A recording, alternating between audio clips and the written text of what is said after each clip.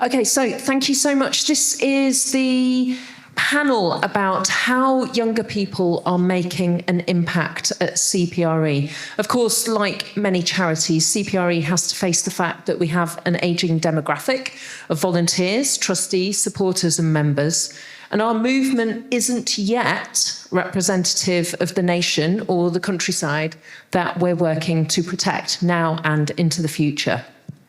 So we know that we need more young people in the movement to ensure that our work is relevant, that it's impactful, that it's empowering. So what better way to share our best practice and exchange learning than by inviting some of the young people who are already involved with CPRE to tell us about their work, their experiences, and perhaps to give us some advice on what we need to do more of, or perhaps a little bit less of, in order to accelerate that change. So I'm absolutely thrilled to be able to sit in conversation with these four fantastic young people, and absolute credit to it sounds very self-aggrandizing, but well done us for having such brilliant people in our network. Okay, so first of all, let's start off.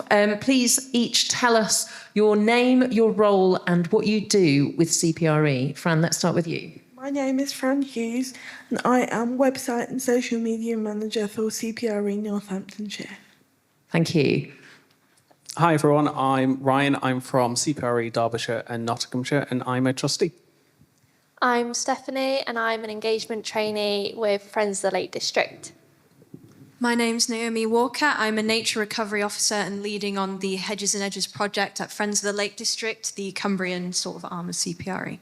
Fantastic. So we've got 2 volunteers and 2 staff members. Fran, let's start with you.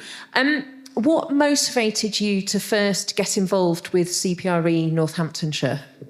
I wanted to get involved with CPRE Northamptonshire because I live on the Edgelands area of our town, and I could see that the countryside was being encroached upon, and I think it's important to not be a bystander to that. So I started to think about how I could get involved, local community groups I could participate in, and I felt that working on the website and social media with my background in journalism and communications was the most natural way to use those skills and get involved.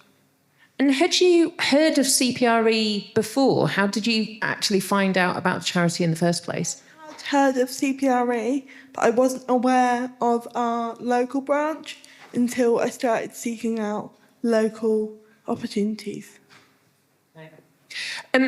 Okay, so tell us about the social media platforms that CPRE Northamptonshire run, and some of the posts maybe that you feel have really cut through and made an impact. We have a Facebook page and an Instagram page. Across both, the posts that have really had the most reach and engagement have been the most localised ones that people can feel they can relate to and get involved with, whether that's community events, either organised by us or partner organisations in the community, or planning that we are opposed to do with mega solar farms and warehouses.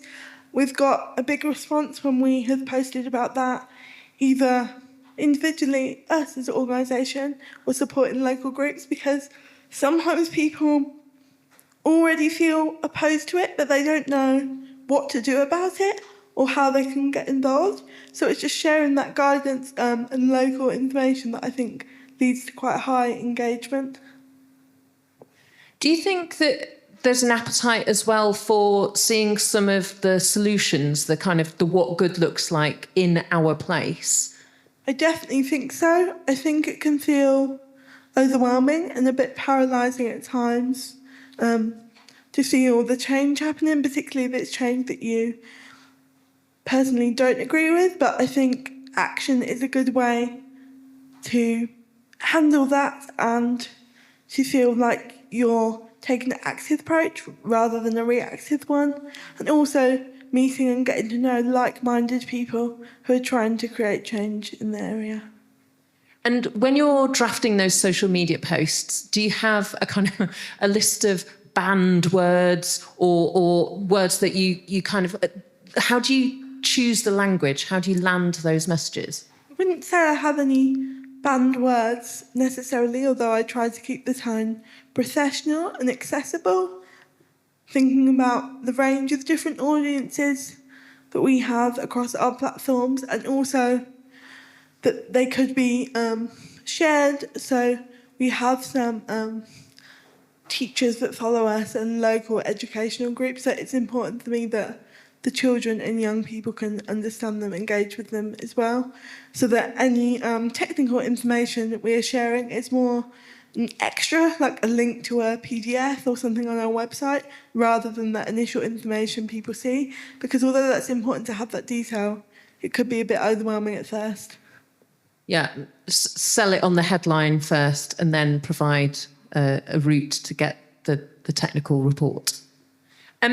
What are you most proud of so far in your work with the branch? I think I'm most proud of how it's changing how people are feeling. Like I was saying earlier, people that are feeling a bit lonely or downhearted in regards to their views with certain planning that is happening in the local area, and realising that there are other people that are opposed to it too, and want to do something about it rather than just talking about it. It's lovely to see the sense of community that it's creating, and the change that is happening, not just in terms of opposing things, but also the things that it's creating in the area, local nature groups, local nature walks, people gathering to not just oppose the destruction of the countryside, but to also celebrate everything that is good about it. Yeah, that Cpre is a place to feel less alone with the grief. Yeah, and actually translate that into action. Amazing. Thank you, Fran. Ryan, you're a trustee for Cpre Derbyshire and Nottinghamshire. Why did you want to get involved as a trustee in the first place? Yeah, so I moved from Cheshire to Derbyshire, and I love being in nature, and I wanted to really feel part of nature, not just in it. I wanted to understand nature so I can support nature, and also be in a community as well of like-minded people. So I wanted to be a trustee as part of my development with work anyway. I was encouraged by my CEO at the time. And I came across it while looking for it, and it was having a chat with John, who is the chair who's here today. And he made it very clear that they were looking for younger people, and made me feel like I wasn't an imposter. And like, why me over more experienced people? He really made it feel like we were after younger people, younger trustees who can support Cpre for many years. So that's why. And What was your kind of first walking through the door, or that first trustee meeting? What was that experience like?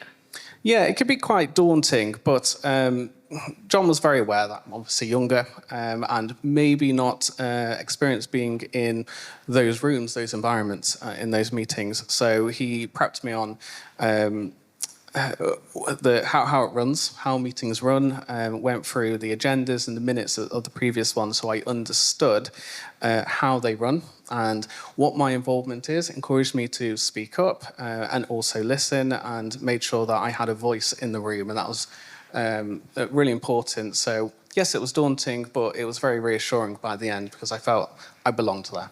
So that kind of supported, mentored space so that you could find your feet. Yeah. Amazing. Many charities, including Cpre branches, struggle to recruit and retain younger trustees. Do you have any thoughts on how, first of all, we can make sure that we are appealing to trustees in terms of those first, I guess, adverts, recruitment, who people are talking to and what they're asking for, and then also how to actually make the experience a positive one? Yes, I think it's really important that encouraging young trustees is part of the strategy. So it is part of the priority of Cpre and the local branches.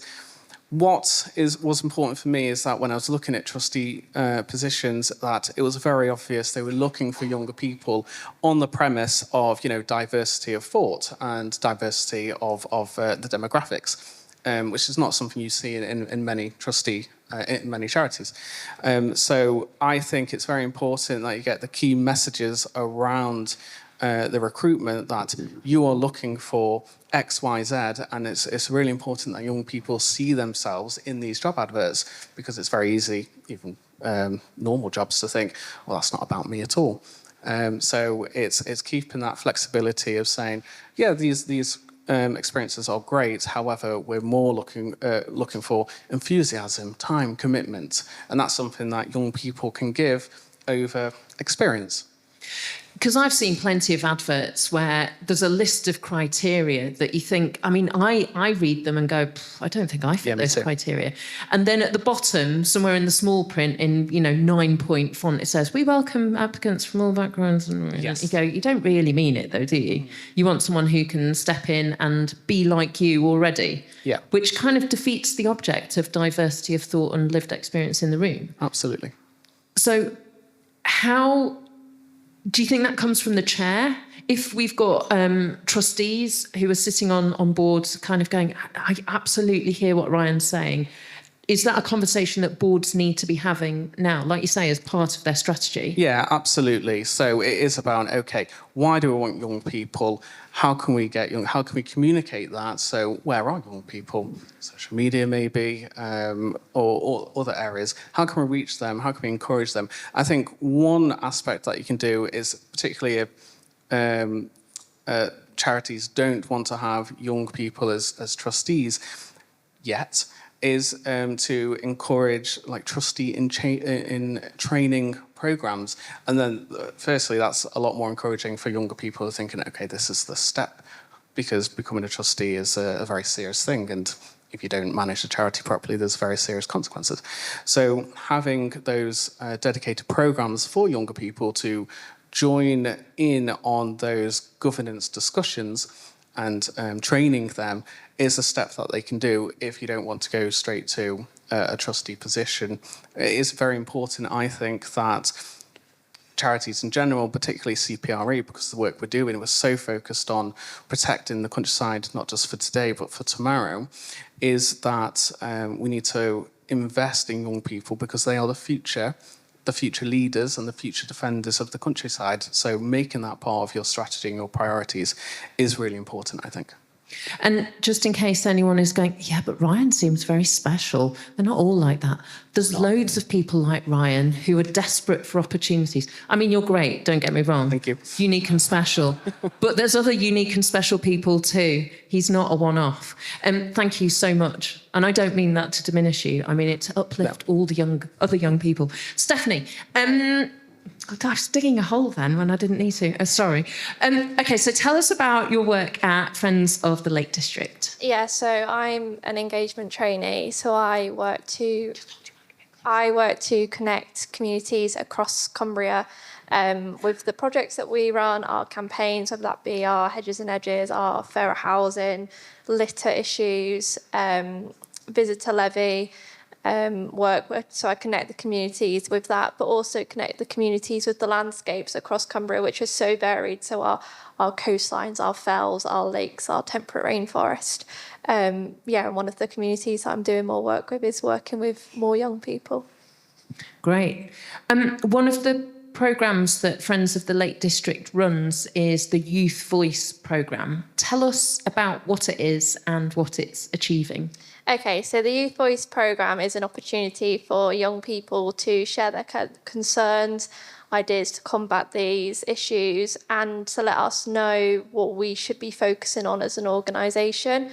Young people feel underrepresented across multiple sectors, including the environmental sector, whether that be that they don't think the work that we do supports their concerns, or whether that be that they don't see young people in the organisation or supporting the organisation.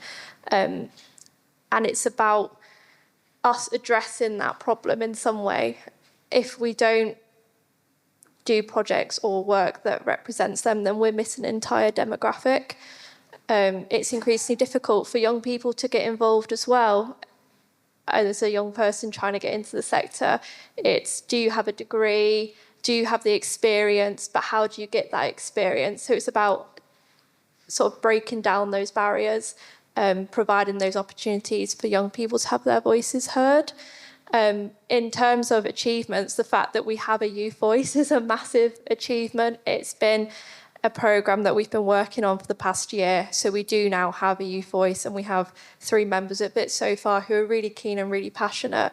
Already they are letting us know what it is they think we should be working on, and also maybe policies that we don't yet have in terms of controversial topics like access and rewilding. As an organisation, we don't necessarily have a stance, and they're letting us know that is something that is very much needed. We've also got a strategy change coming up soon, and so we are getting young people and our youth voice involved in that now.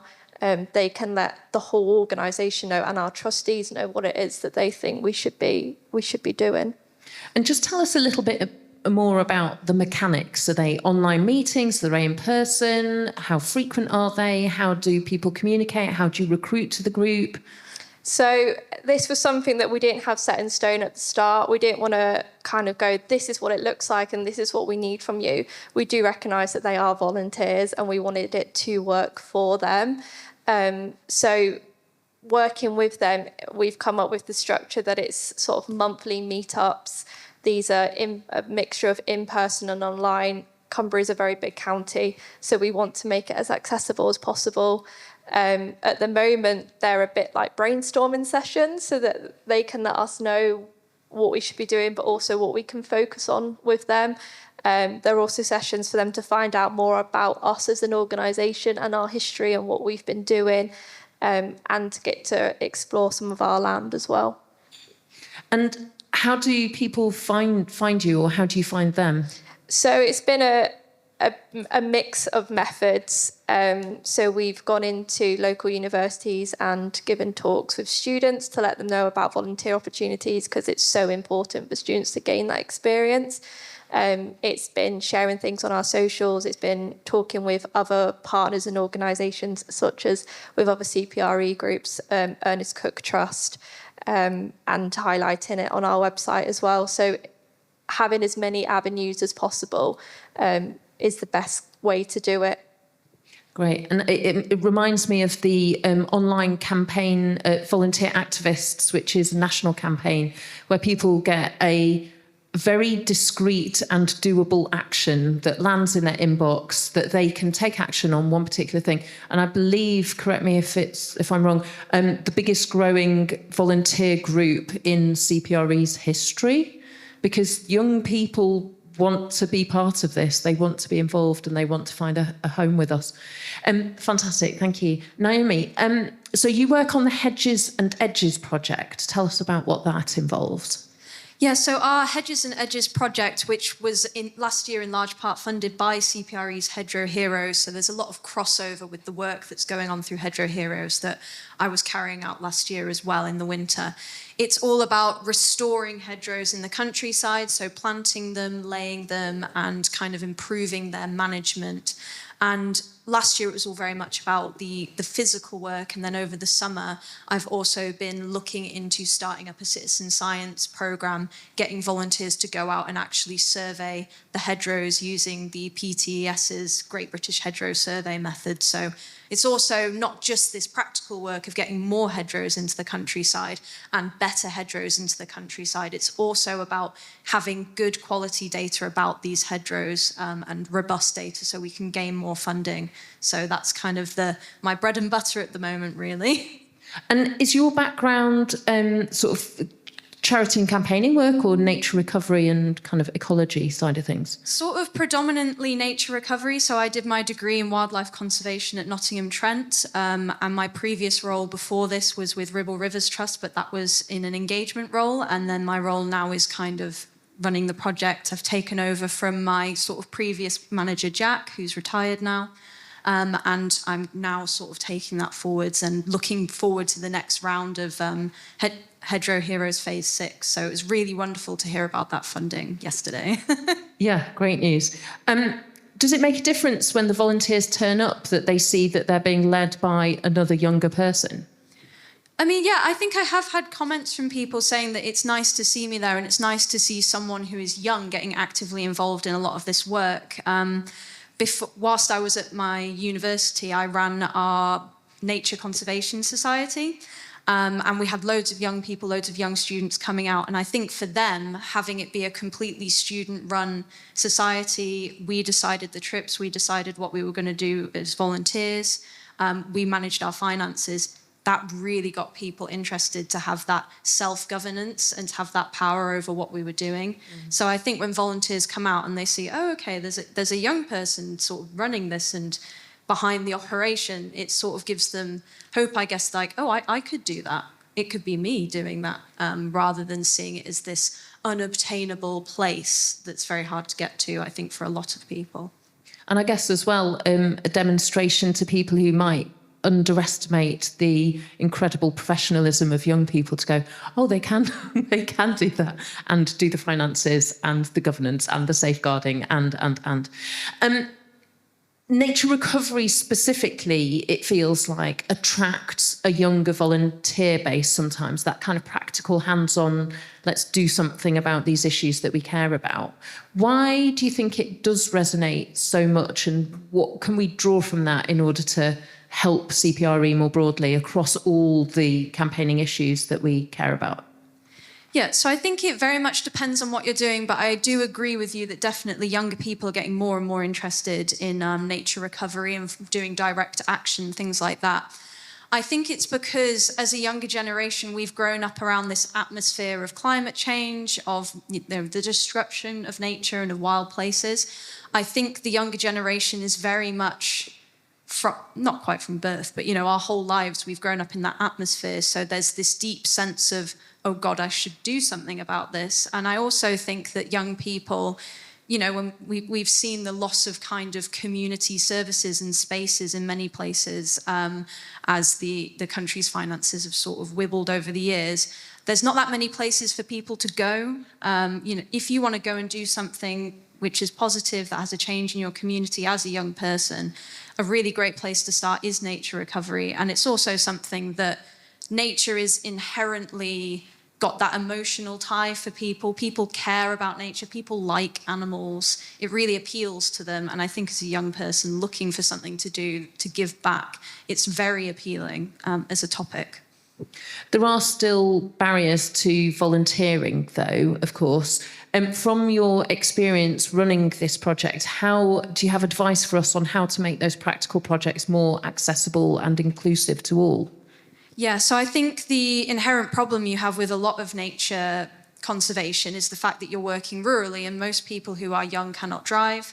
Especially where we are in Cumbria, there are some really great bus routes, but there are a lot of places that we work, a lot of the sites that we own that are not on a major bus route. You cannot get there by public transport. And often volunteer events are in the week, which is understandable because as an adult, you want to still be able to enjoy your weekend occasionally.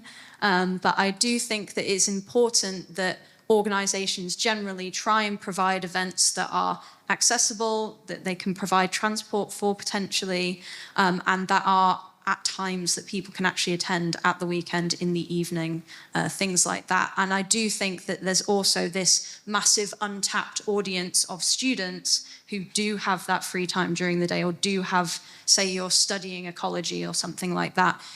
It is in your best interest to go and do this volunteering, and you can be a bit more flexible. So I think it's targeting those particular groups as well that have the time to do these things. Great, thank you. I'm going to open it out to everyone now. Do you have advice on how to make these, perhaps if there's someone who's listening to this sort of saying, oh, maybe that's something that we should be doing. We're not doing it, but it's a bit scary and we don't know how to start, and maybe it'll all go wrong and, egg on our faces and we'll all look very, very silly indeed. What would you advise to boards or teams to help ensure a a kind of a strategic plan to engage more young people. How do we make sure it's successful?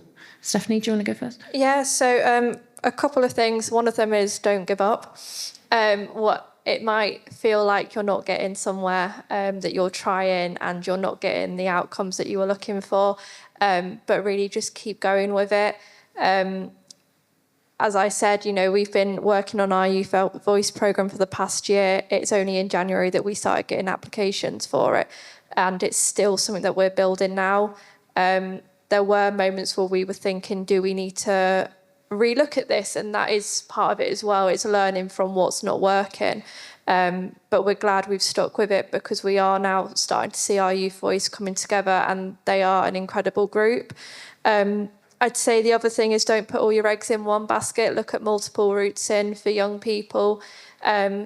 Youth Voice and volunteer roles can often require a lot of hours, which sometimes young people don't have, but they may still want to support what you're doing, and find out more about you as an organisation. So an event that we ran in May was a young person's pub quiz night, all Cumbrian themed, such as place name, anagrams, Cumbrian history, the Cumbrian dialect. So it was a really fun, easy, kind of relaxed evening, and we got 21 young people at that, who hadn't had any connection with Friends of the Lake District before. So yeah, it's trying different things and creating multiple avenues as access points for young people. Great. Fran?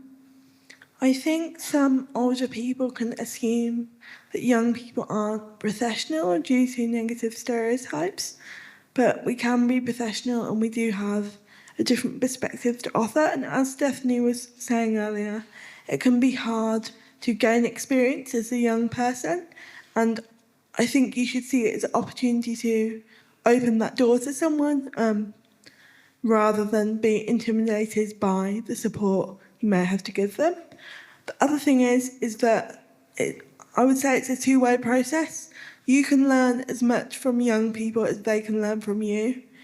I've learned a lot about planning technicalities that I didn't know before, but I've taught people at my branch things about SEO and digital accessibility that they weren't aware of. So just keep in mind that it's a two-way process that can be mutually beneficial for all involved. It's a degree of humility that is required, is it, Ryan, would you say? Yeah, I think so. I think for us, particularly, John has always been very receptive of my opinions, and that's great, because he's been open to that. Again, it's part of the strategy, so it's in that mindset. I think also for us particularly, we try and be as flexible as we can. So we have quite a lot of international students on our planning as planning volunteers. And so, they're doing work from Hong Kong, or for example, and that's fine. We can work with them. They're doing the work and they're enthusiastic about it. And I think it's also really important to just be mindful that your reason for joining Cpre might not be the same as a young person's. So the motivations might be different. They might be doing it for career progression or to learn new skills or to build part of a community, rather than that direct passion and fire that quite a lot of chairs have around the room today about protecting nature. And that's a very personal thing. It might not be as personal to people who are curious, want to be involved, and that passion and that drive will grow from that. So I think understanding that will also be beneficial when you are training and dealing and working with young people. I love the idea of being CPRE curious. And Naomi, do you have thoughts on what not to do? Or maybe what to do. I could probably touch on both. Yeah, I think one of the things that I always try and think in my head when I'm planning things, especially when I'm if you're planning something for young people, is, would this be appealing to me? Not just necessarily as a young person, but just as a person in general. If you want people to get involved in something, it has to be appealing. And I think sometimes you can get stuck on the outcome that you want in your head. And the actual process of getting that outcome ends up being not that appealing for people. So it's trying to think of things for young people which they'll look at and go, oh yeah, that would be really interesting to go to. There's a couple of events that I've run now called Feast and Forage events, where we've run foraging walks and then we've had taster sessions with hedgerow produce food. And there's been a wide range of people who attend these, but lots of young people have turned up because it's something that appeals to them. And then that's gotten them into what we do as an organisation. What not to do, I would say, is to have things not be very well planned. There's been a couple of times in the past where I've tried to volunteer for something and I've not had a response.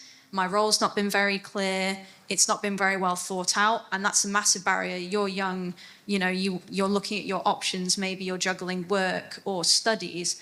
You don't want to turn up for something that isn't set in stone, that hasn't been planned very well. So making sure that if you're going to do something, that it's well thought out, and the person doing that role, the person getting involved, has a direct line of contact, I would say. And I guess, I mean, fundamentally, it's kind of a golden rule of volunteering to value your volunteers' time and effort, not to take them for granted.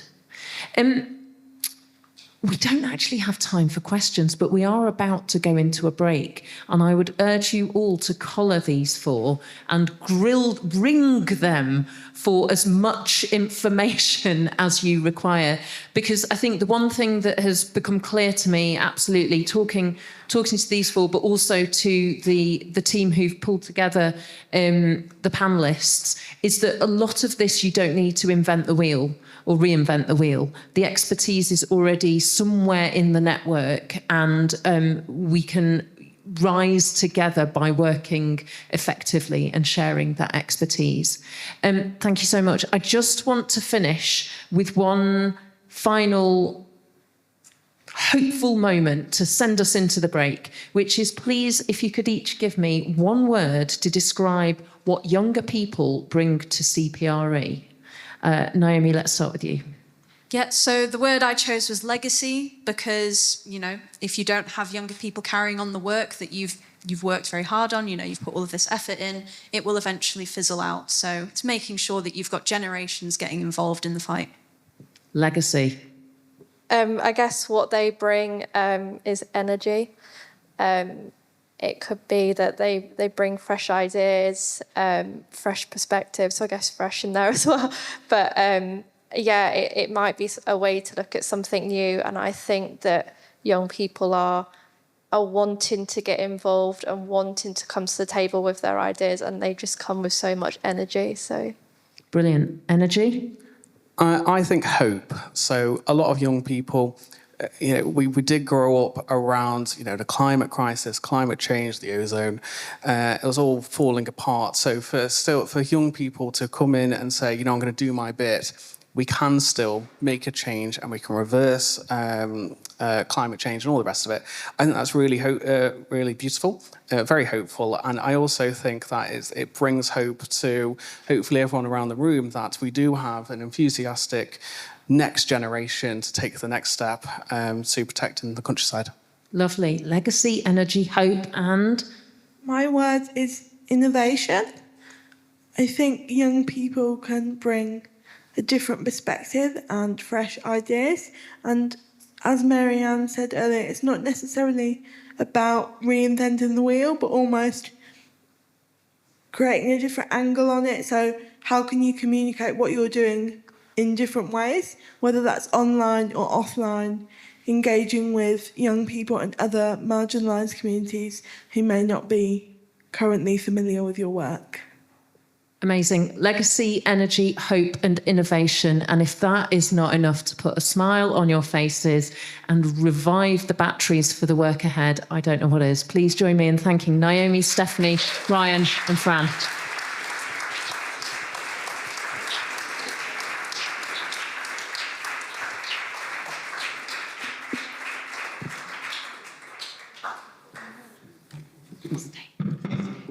Sorry.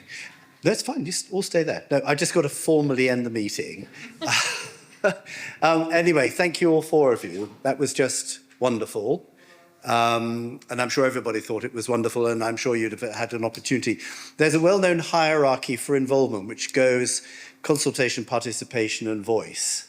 And several of you use that word voice. And I heard it once described as consultation is saying, you know, we're having a party, come to the party.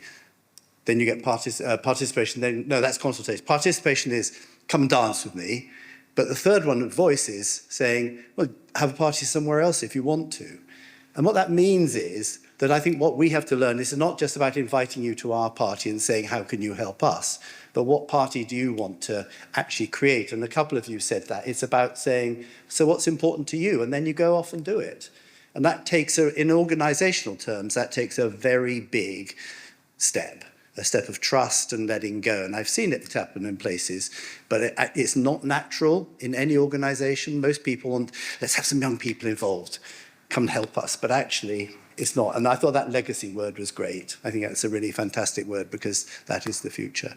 So anyway, that was a really, really beautiful addition to today's AGM, which, as we know, they're brilliant occasions. And this one has been so far. We've had some great talks, I hope, and I hope you've enjoyed it so far. We're going to have a break now, a reception, then we're going to reconvene at 5 o'clock, is it?